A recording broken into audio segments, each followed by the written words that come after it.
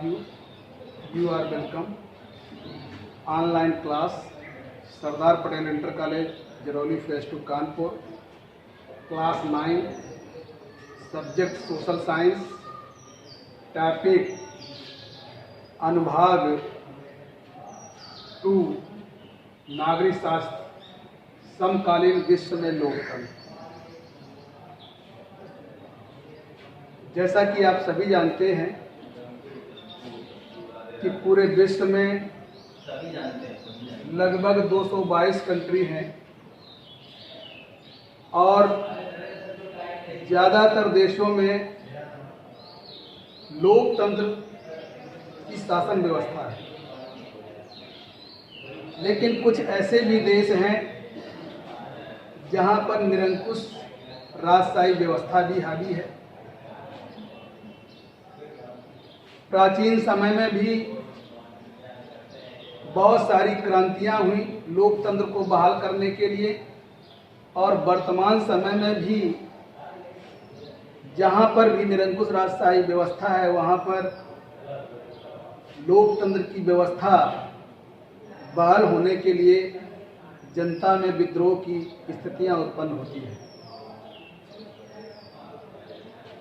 लोकतंत्र में चूंकि जो अधिकार होते हैं वो ज़्यादातर जनता के पास होते हैं, और लोकतंत्र के विषय में अमेरिका के राष्ट्रपति अब्राहम लिंकन ने भी कहा था कि जनता के द्वारा चुना गया शासन लोकतंत्र कहलाता है। 21वीं सदी लोकतंत्र की सदी है।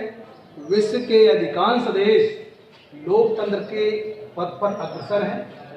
पिछले 100 सालों विश्व के अधिकांश देशों में लोकतंत्र का प्रसार हुआ। विश्व के आधे से ज़्यादा देशों में लोकतांत्रिक सरकारें स्थापित हो चुकी हैं और कई देश इसके लिए प्रयत्नशील हैं। जैसा कि आप सभी जानते हैं कि सबसे पहले लोकतांत्रिक व्यवस्था के अंतर्गत इंग्लैंड ने शुरुआत की। इंग्लैंड ने सबसे पहले एक संवैधानिक प्रक्रिया के तहत 1215 में एक मैग्ना कार्टा तैयार किया, जिसके द्वारा वहां पर शासन व्यवस्था चलती थी। लेकिन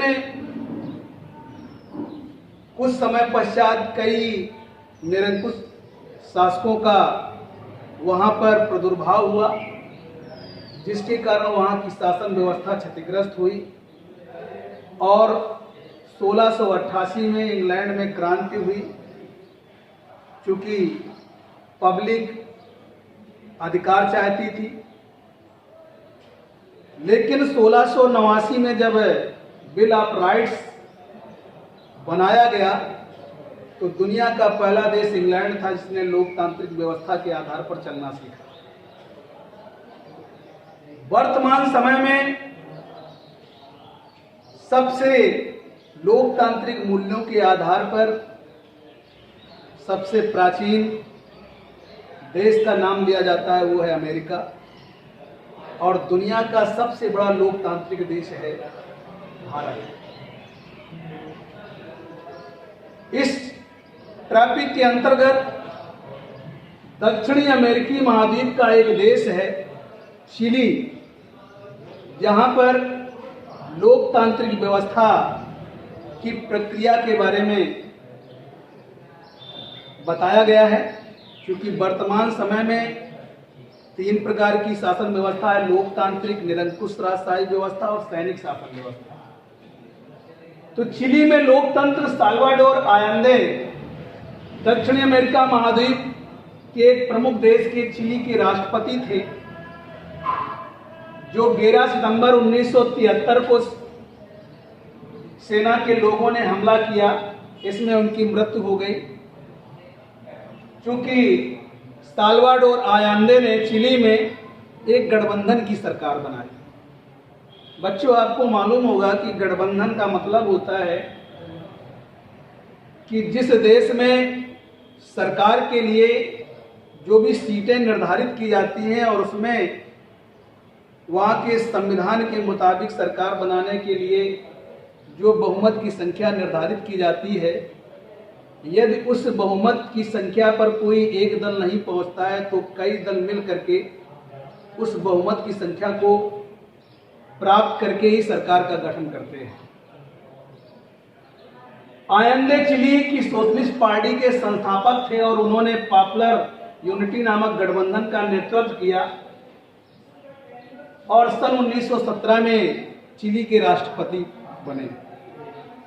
जैसे वर्तमान समय में भी अपने देश में भी एनडीए की गठबंधन की सरकार है। वैसे तो भारत के जो प्रमुख दल भारतीय जनता पार्टी, उसको पूर्ण बहुमत प्राप्त है, लेकिन फिर भी उसने कई दल के गठबंधन के साथ सरकार बनाई हुई है। लेकिन 1973 में 11 सितंबर 1973 में जनरल आगस्तो पेनांसा के नेतृत्व में वहां पर विद्रोह कर दिया और सैनिक शासन तंत्र स्थापित हो गया और वहां के कमांडर के रूप में, देश के सर्वेसर्वा राष्ट्रपति के रूप में अगस्तो पेनासो ने सत्ता पर काबिज हो गए। लेकिन कुछ समय पश्चात उनको ये महसूस हुआ कि अगर यहाँ पर लंबे समय तक शासन करना है तो लोकतंत्र की प्रक्रिया को बहाल करना पड़ेगा और जनमत संग्रह कराना पड़ेगा,